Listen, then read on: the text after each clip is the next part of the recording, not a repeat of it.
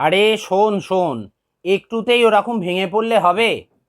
আরে আমিও ছোট থেকে ওরকম আত্মীয়র বাড়িতে গিয়ে প্রচুরভাবে অপদস্থ হয়েছি। আমি অনেক রকমভাবে অপদস্থ হয়েছি। আমার আত্মীয়রা আমাকে অপমান করতে পারলে একটা পৈশাচিক সুখ পেত। হ্যাঁ, শোন, যখন আমি 2, 3, 4-এ পড়ি, কোনো আত্মীয়র বাড়িতে গেলেই জিজ্ঞাসা করতো 13, 17 বা 19-এর নামটা জিজ্ঞাসা করতো। বলতে শুরু করতাম, 3, 4 ঘর বলার পর যখন আটকে যেতাম না, তখন তারা যে হাসাহাসিটা করতো, বিশ্বাস কর, একটা পৈশাচিক উল্লাস আমি তাদের মধ্যে লক্ষ্য করেছি। আর তুই এইটুকুতে ভেঙে পড়ছিস?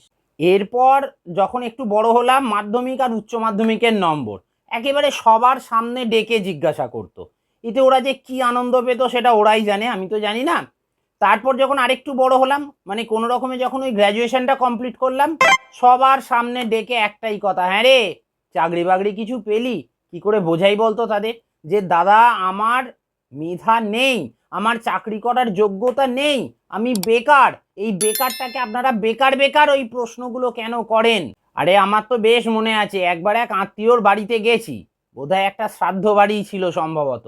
হ্যাঁ, সেখানে গেছি জানিস। সেখানে যেতেই তো সে আমাকে ইতিহাস ভূগোলের প্রশ্ন জিজ্ঞাসা করে করে নাজেহাল করে দিল।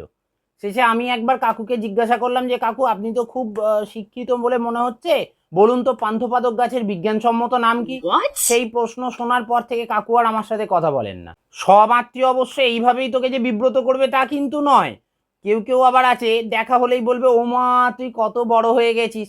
আমি বলি, আমি কি সারা জীবন ছোট থাকবো বলে পৃথিবীতে এসছি?